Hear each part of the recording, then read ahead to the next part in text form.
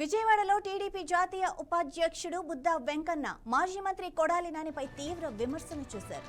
కొడాలి నాని రాజకీయ ప్రస్థానం చంద్రబాబు వల్లే ప్రారంభమైందని వ్యాఖ్యానించిన ఆయన ఇప్పుడు అదే నాయకత్వంపై విమర్శలు చేయడం సరికాదన్నారు. దమ్ముంటే బహిరంగ చర్చకు రావాలని సవాల్ విసిరారు. CM Chandrababu deputy CM Pavan Kalyan మధ్య బలమైన అనుబంధం ఉందని, ఎలాంటి ప్రయత్నాలు చేసినా కూటమిని విచ్ఛిన్నం చేయలేరని స్పష్టం చేశారు. అలాగే చట్టాలను, ప్రజాస్వామ్య వ్యవస్థలను అవమానించేలా మాట్లాడిన వారిపై చర్యలు తీసుకోవాలని కూడా డిమాండ్ చేశారు. మీ అందరూ ఏఈఓలు తీసుకుంటున్నారు అమౌంట్? లేదండి, అంటే అందరూ నేనైతే ఎందుకంటున్నానంటే 2004లో బాబుకు పాలు పోసినట్టు చంద్రబాబు నాయుడు గారు అతనికి టికెట్ ఇచ్చి 2009లో టికెట్ ఇస్తే బాబుకు పాలు పోస్తే ఎవరైతే పాలు పోస్తారో వాళ్ళని కాటేసినట్టు చంద్రబాబు గారి మీద బుసలు కొట్టాడు వైసీపీ ప్రభుత్వంలో. కొట్టి కొట్టి కొట్టి కొట్టి కొట్టి తొడ కొట్టాడు, కాలు కొట్టాడు, చెయ్యి కొట్టాడు, తలకాయ కొట్టాడు. డామ్ డోమ్ నా మీద నువ్వు పోటీ చేయవు, లోకేష్ పోటీ చేయవు అని విర్రవీగారు.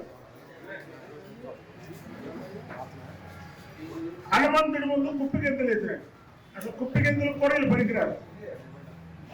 ప్రతి ప్రెస్ మీట్ లో దమ్ముండే నా మీద నువ్వు పోటీ, చంద్రబాబు గారు వంశీ మీద లోకేష్ గారిని పోటీ.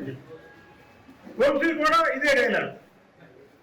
ఈలేదో పెద్ద మోనార్కుల్లా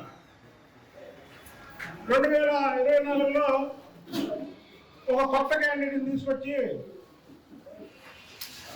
గురువుల్లో పెడితే చిక్కుగా ఓడిపోయాడు ఈ నాగబాబు.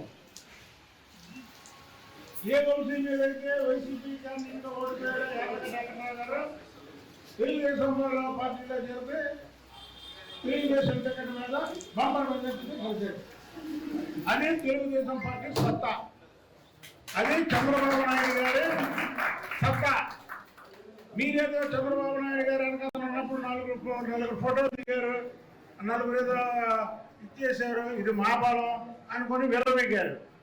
విర్రవీగి ఒకలేమో జైలుకి వెళ్ళి కలిసి జగన్మోహన్ రెడ్డిని, ఇంకొకలేమో భయంతో పారిపోయినట్టున్నారా?